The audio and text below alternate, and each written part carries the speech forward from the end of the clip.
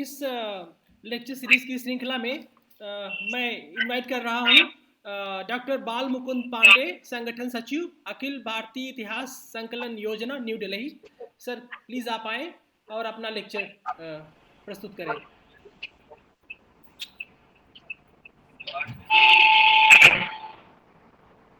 अंतर्राष्ट्रीय दर्शन दिवस जो आईसीपीआर और लखनऊ विश्वविद्यालय के दर्शन के संयुक्त तत्वाधान में आयोजित है। लखनऊ विश्वविद्यालय के मान प्रोफेसर आलोक राय जी, जो प्रबंधन के मूर्धन्य विद्वान हैं, एक उच्च कोटि के प्रशासक हैं। हमारे आईसीपीआर के माननीय अध्यक्ष प्रोफेसर आरसी सिन्हा जी, हमारे अग्रज और विभिन्न विश्वविद्यालयों के वीसी रहे प्रोफेसर नालंदा महाविहार के वीसी प्रोफेसर बैजनाथ लाभ जी, नमस्कार। दर्शन शास्त्र के मूर्धन्य विद्वान professor Balram Singh ji, professor Shankar ji, ICPR के नंबर सेक्रेटरी प्रोफेसर के रत्नम जी, डीएन यादव साहब, एसके भट्ट साहब, विशेष रूप से प्रोफेसर राकेश चंद्रा जी, और जिनके आग्रह और जिनके परिश्रम से यह कार्यक्रम संपन्न हो रहा है, ऐसे लखनऊ विश्वविद्यालय विभाग अध्यक्ष प्रोफेसर केसी पांडे साहब। मैं तो इतिहास का विद्यार्थी हूं, दर्शन से कभी मेरा संबंध नहीं रहा है, लेकिन भारत में आप लोगों को देख करके, दार्शनिकों का इतना बड़ा मंच देख करके, और मैं अपने इतिहास की कुछ बातें अपने साहब के सामने रखने का करूंगा। जैसा पांडे जी से बात मेरी हुई थी कि मूल रूप से भाई पोद्दार, बाल गंगाधर तिलकानंद, महात्मा गांधी जी और महर्षि अरविंद, ऐसे लोगों के जो भारतीय आधुनिक दार्शनिक दर्शन में जिनका बहुत बड़ा कंट्रीब्यूशन, बहुत बड़ा योगदान रहा है, मुझे बहुत प्रसन्नता है कि आज इस वेबिनार के माध्यम से स्थापना दिवस पर विदेशी दार्शनिकों का बहुत चर्चा न करते हुए हम भारतीय दार्शनिकों का और भारतीय दर्शन पर और उनके कंट्रीब्यूशन पर चर्चा कर रहे हैं। भारतीय दर्शन एक परंपरागत विषय है। हमको लगता है जब से मानव अस्तित्व में आया होगा, तब से वह प्रत्यक्ष परोक्ष रूप में जाने और अनजाने में दर्शन जैसे शास्त्र से जरूर परिचित रहा होगा। दुनिया के प्राचीनतम पुस्तक वेद के रूप में स्थापित है और वेदांत के माध्यम से दर्शन का उद्भव और विकास हम दुनिया को दे पाए हैं।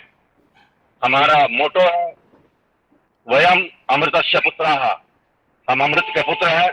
हम माता पिता के द्वारा किए हुए यज्ञ से उत्पन्न हुए अमृत पुत्र हैं, और इसीलिए हमारा काम है कि करुणतो विश्व आर्यम, पूरी दुनिया को आर्य बनाए। प्राचीन काल से लेकर अब तक भारत में बहुत प्रकार के दर्शनों का उद्भव और विकास हुआ। शर दर्शन की चर्चा सिन्हा जी ने किया। दो दर्शन और उसमें जुड़े नास्तिक और आस्तिक दोनों दर्शनों का कभी टकराव नहीं हुआ, दोनों के बातचीत हुए। और नया दर्शन तो यहाँ तक कहता है कि बाधे बाधे जाए थे तत्वबोधा, तत्व के खोज में हम चर्चाएं करते हैं, बात करते हैं, संगोष्ठी करते हैं और बैठते हैं। कोई आवश्यक नहीं कि हमारी सहमति बने, लेकिन सहमति के कुछ ना कुछ बीज और कुछ ना कुछ फलश्रुति हमें प्राप्त होती है। दर्शन शास्त्र का एक विशेष विशेषताएं हमेशा से रही है।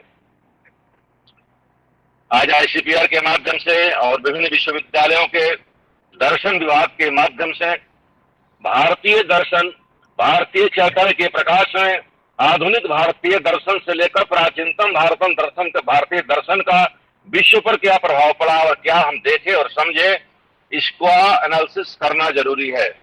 हमारे आईसीपीआर के अध्यक्ष जी ने एक बहुत ही रोचक बात कही, हमारे इतिहास के विद्यार्थी के लिए बहुत ही महत्वपूर्ण है। उन्होंने कहा कि शायद जगत गुरु शंकराचार्य जी को पश्चात दर्शन का भान नहीं था, ज्ञान नहीं था। तो मैं प्रार्थना करना चाहूंगा और इस पर विद्वानों से बात भी करूंगा कि क्या शंकराचार्य जी के समय पश्चात दर्शन का उद्भव और विकास हो गया था? क्या वेदांत के पहले दुनिया में दर्शन का कोई विषय हमको मिलता है क्या? या शंकराचार्य के पूर्व के कोई दार्शनिकों का नाम जो पश्चात देश में है वो कहीं कोई है, हमको मालूम नहीं है। अगर है तो फिर सोचा जा सकता है कि भारतीय दर्शन और पश्चात दर्शन में जो तुलनात्मक अध्ययन करें तो उसमें भारतीय दर्शन कहाँ खड़ा होता है।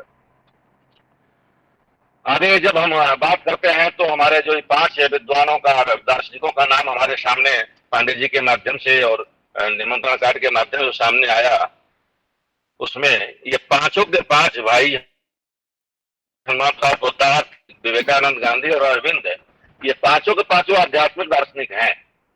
इनका मूल दर्शन धर्म प्रेरित है।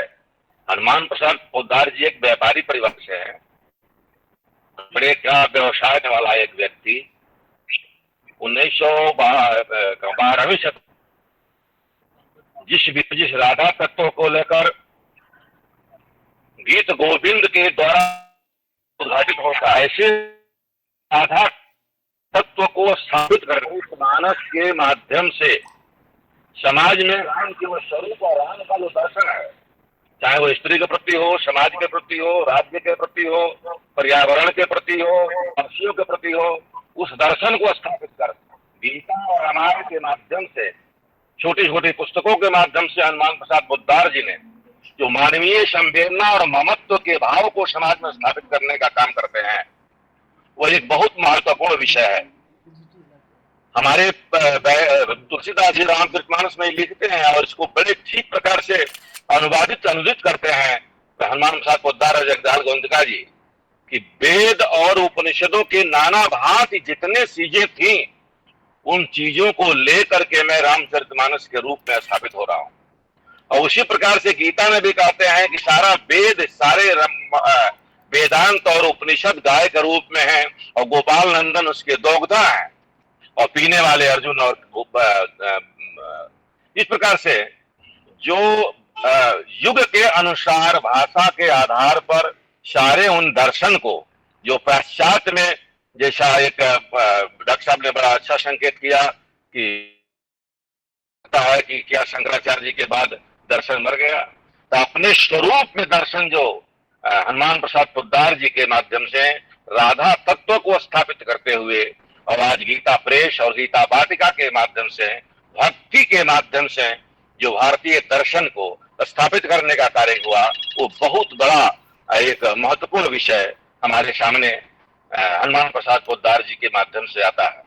आज कल्याण के माध्यम से और सारे सभी प्रकार के पुराणों के अध्ययन के माध्यम से, वेदांत और गीता के माध्यम से जो हनुमान प्रसाद पोद्दार जी ने जन जन में उन तत्वों को जो केवल कुछ विद्वानों के पास ही सीमित रह गया था, वह जन जन तक दूसरे प्रकारांतर से फैलाने का जो कार्य किया, वो बहुत ही महत्वपूर्ण विषय हमारे सामने आता है। और ऐसे आज जब हम गीता प्रेस के गीता वाटिका में जाते हैं और वहां देखते हैं तो स्पष्ट वहां पर भक्ति भाव का जो स्वरूप दिखता है और उससे जो तत्व प्राप्त होते हैं, गीता तत्व की जो स्थापना होती है, और उसको लेकर के आज देश विदेश में, पूरे दुनिया में गीता के माध्यम से जो संदेश दुनिया में जाता है, वो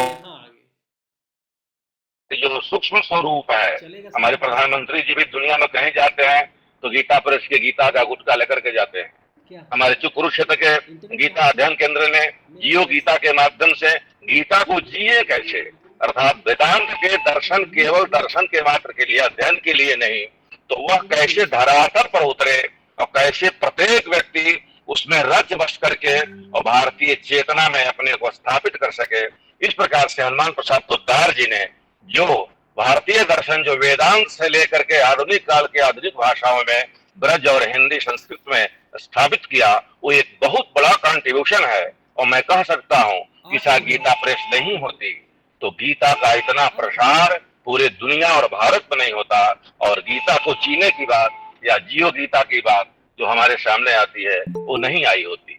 राम के रूप को लेकर के, सीता के रूप को लेकर के, भगवान के भक्ति के रूप को लेकर के, और जो में चर्चाएं हुई है, जो डायलॉग हुए हैं गीता से लेकर महाभारत तक, उसको जन जन तक पहुंचाने का और उसे स्वतंत्रता आंदोलन से लेकर के और व्यक्तित्व के में महत्व और संवेदना जागृत करने का कार्य जो हनुमान प्रसाद पोद्दार जी के माध्यम से गीता प्रेस ने जो किया, वास्तव में बहुत बड़ा कंट्रीब्यूशन है। बड़े बड़े मूर्धन्य दार्शनिक हमारे समक्ष बैठे हुए हैं, उन सबको हमें सुनना है। इसलिए मैं अनभिज्ञ आदमी, आपका आशीर्वाद हमको प्राप्त हुआ। मैं पांडे जी को विशेष रूप से धन्यवाद देता हूं कि उन्होंने मुझे बोलने के लिए कहा। मैं रास्ते में हूं, मैं नालंदा जा रहा हूं, तो रास्ते में चलते हुए ही अपने दो शब्द आपके सामने रखा हूं। मुझे आशा है कि मैं आप सबको सुन करके अपने ज्ञान में वृद्धि करने का, अपने को तृप्त होने का प्रयास करूंगा। आपने बुलाया, सारे मूर्धन्य विद्वानों को पुनः कोटि कोटि प्रणाम करते हुए अपनी वाणी को यही विराम देता हूं। धन्यवाद। बहुत बहुत धन्यवाद सर। आपने बिल्कुल दार्शनिक ऐसे मूल प्रश्न उठाए हैं जिस पर कि हम बहुत आगे तक चर्चा होगी, मुझे ऐसा विश्वास है। वयम अमृतस्य पुत्रः, आपने हमें ये मंत्र दिया, इसके लिए कोटि कोटि नमन सर आपका, और बहुत बहुत धन्यवाद। आपने रास्ते में होने के बावजूद जो है समय निकाला इस अंतर्राष्ट्रीय संगोष्ठी के लिए। बहुत बहुत धन्यवाद सर।